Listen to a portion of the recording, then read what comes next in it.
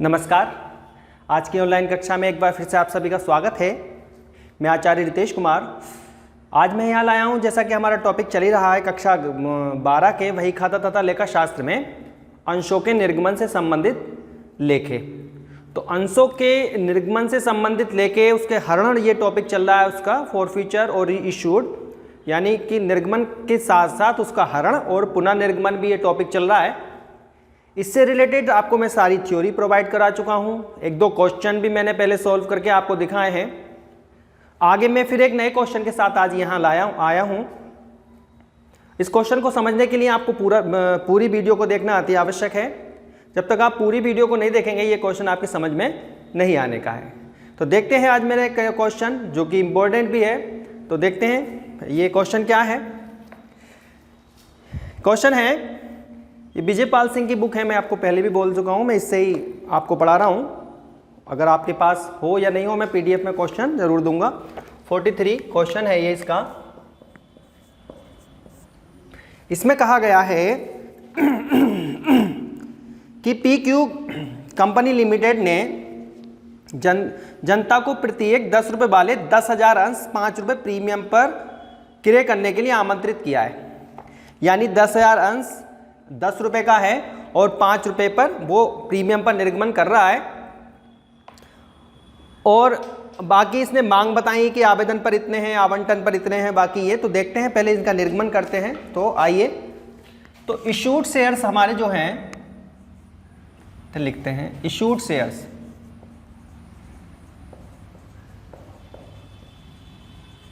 दस 10,000 हैं। Company 10,000 shares को निर्गमित करना चाहती है। 10 रुपये का है लेकिन 5 रुपये प्रीमियम पर, यानी कि 15 रुपये का हो गया वो। तो ₹15 पर शेयर, जिसमें 5 रुपये का विद प्रीमियम है। ओके, तो ये 15 रुपये का शेयर्स हो गया। 10,000 शेयर्स हैं। अब इसमें मांग किस तरह की है, वो कह रहे हैं आवेदन पर 2 रुपये।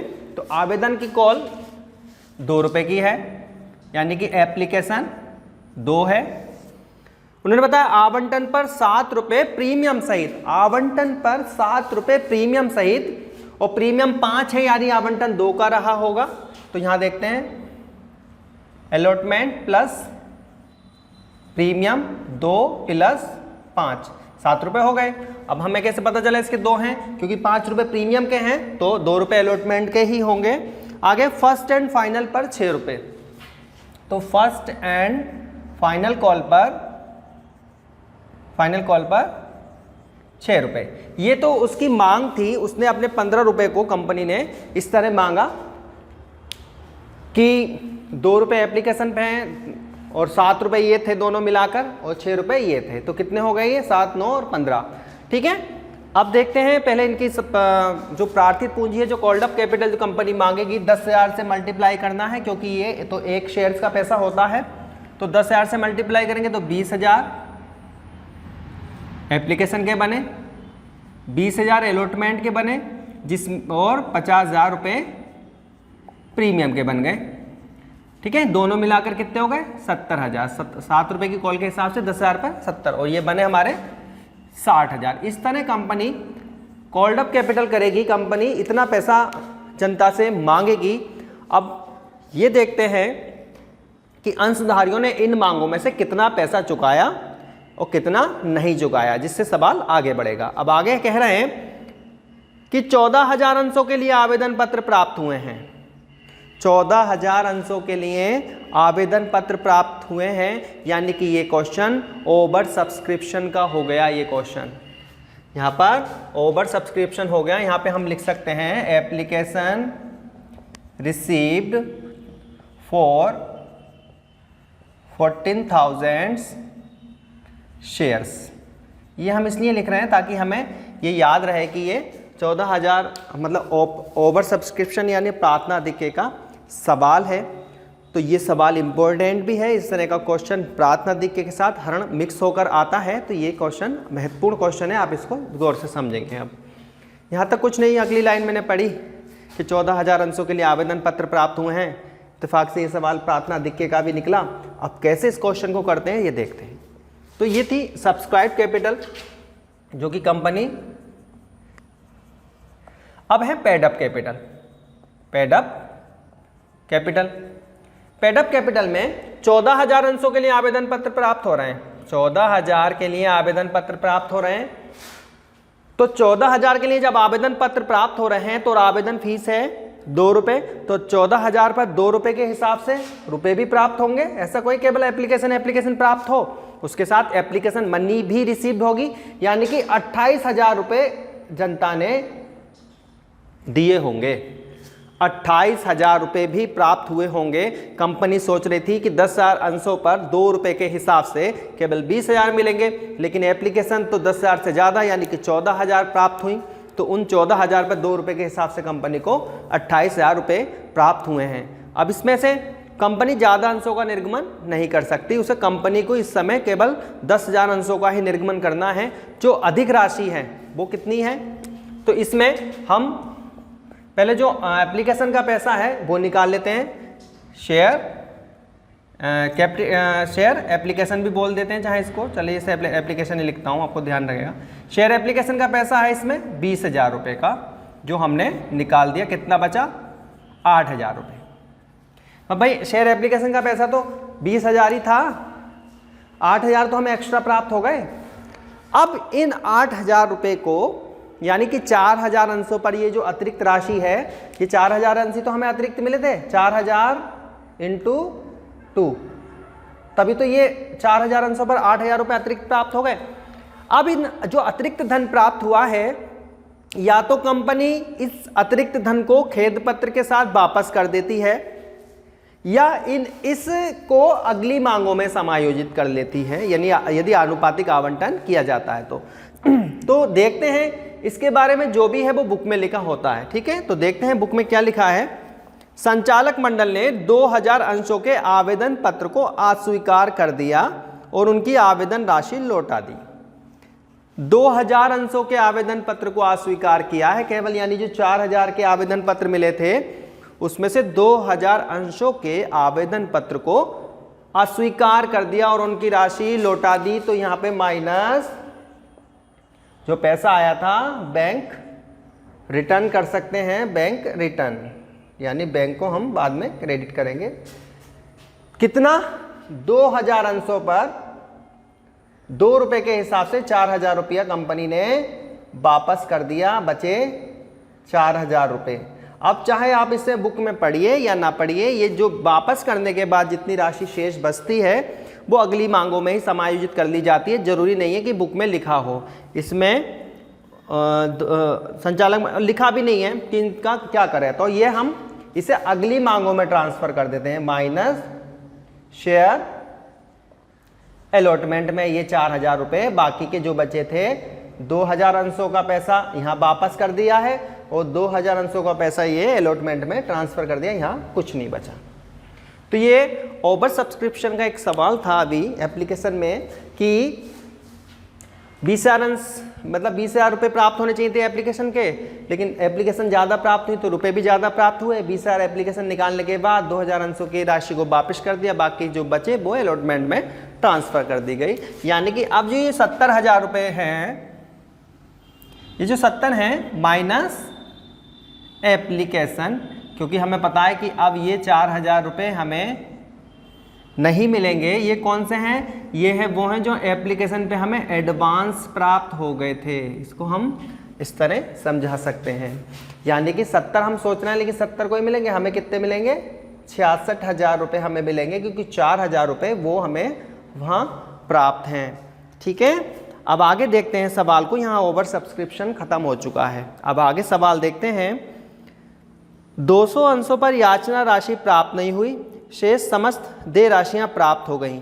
200 अंशों पर याचना राशि प्राप्त नहीं हुई है बस, बाकी की वो भी प्राप्त हो गई, ये भी प्राप्त हो गई। तो एरियर जो बनेगा वो केवल यहाँ बनेगा, माइनस कॉल्स इन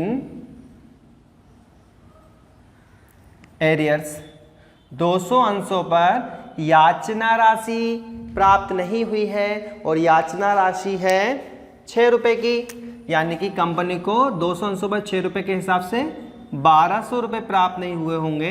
यानी कि 58,800 यहाँ इनको प्राप्त हुए हैं और कह रहे हैं कि कंपनी ने इन अंशों का हरण कर लिया। तो कंपनी ने इन अंशों का हरण कर लिया। ये वाली टेबल आपकी निर्गमन की पूरी हो गई।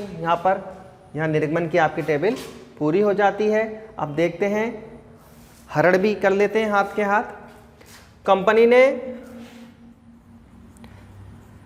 इन 200 अंशों पर जिस पर याचना राशि प्राप्त नहीं उनका हरण किया, तो यहाँ लिखेंगे 200। अब हमें एक चीज ये देखनी है कि ये प्रीमियम पर निर्गमित अंशों का हरण किया जा रहा है। तो प्रीमियम पर निर्गमित अंशों का हरण करने के लिए दो एंट्रीज हैं। एक वो एंट्री जिन पर हरण किए गए अंशों पर प्रीमियम की राशि प्राप्त हो गई हो, और दूसरी वो एंट्री जिन पर हरण किए गए अंशों पर प्रीमियम की राशि प्राप्त ना हुई हो। अब हमें हरण की एंट्री करने के लिए ये देखना बहुत ज़रूरी है कि इन 200 अंशों पर प्रीमियम की राशि प्राप्त हुई है या नहीं हुई है। अब हमने ये देखा कि एरियर तो केवल यही है याचना में, और जबकि प्रीमियम की राशि उधर है। इसका मतलब इन 200 अंशों पर अगर प्रीमियम की राशि प्राप्त नहीं होती तो एरियर यहाँ होता, क्योंकि प्रीमियम इसके साथ है। प्रीमियम जिस मांग के साथ होता है, यदि वो मांग प्राप्त नहीं होती है उसमें एरियर होता तो वो अप्राप्त राशि होती है। यहाँ तो प्राप्त है क्योंकि वो भी प्राप्त है, ये भी प्राप्त है। अप्राप्त तो यही है ना, यानी कि इन अंशों पर प्रीमियम की राशि प्राप्त हो गई है और प्राप्त प्रीमियम को हरण में शामिल नहीं करते हैं, उसका हरण नहीं कर सकते।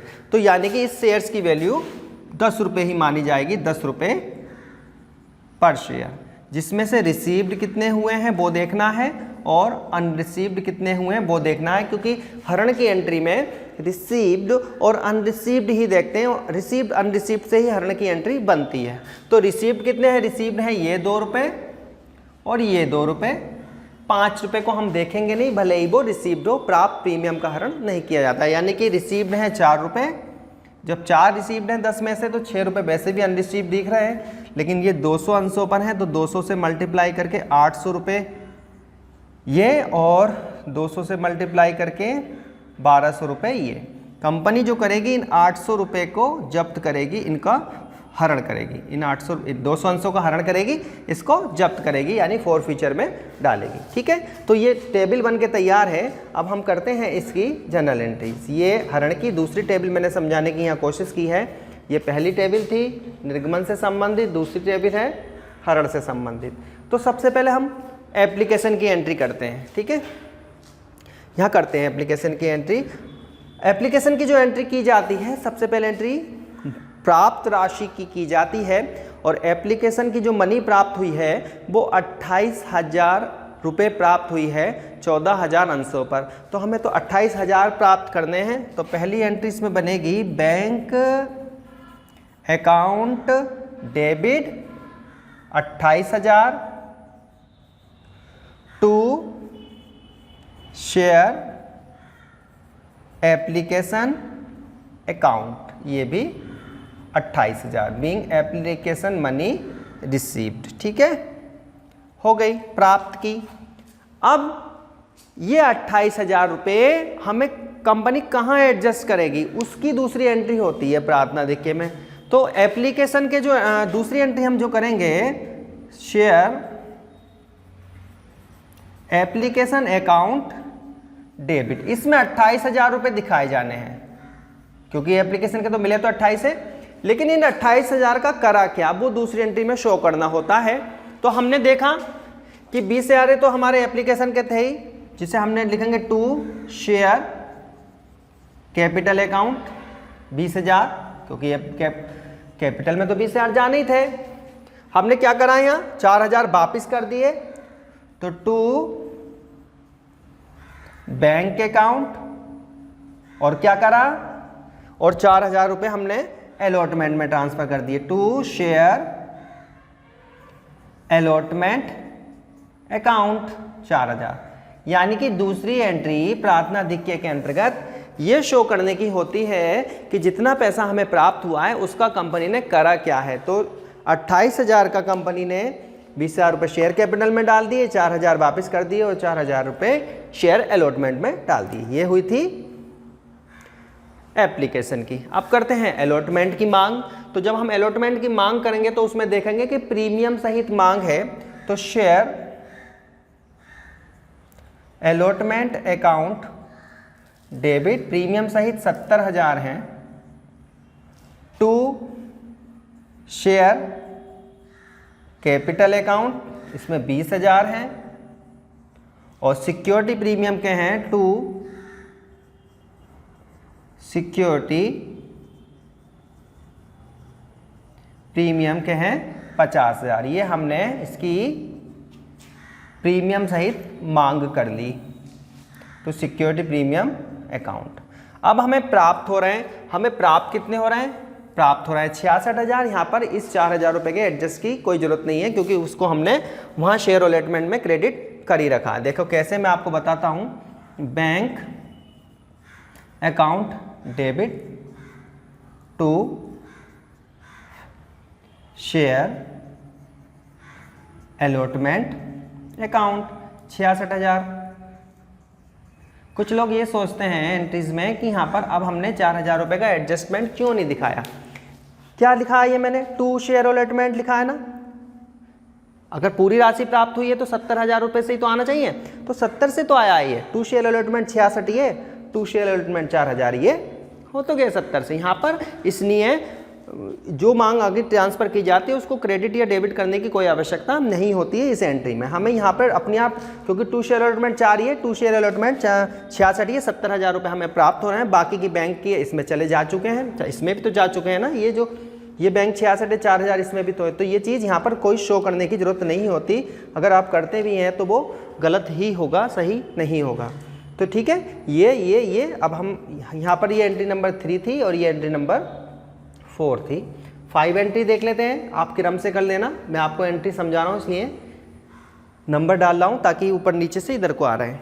अब हमें 60,000 रुपये की मांग करनी है। Share first and final call account debit to share capital account. कितने हैं, 60,000 से इसकी हम मांग कर रहे हैं, और अब हम प्राप्त कर लेंगे इसको।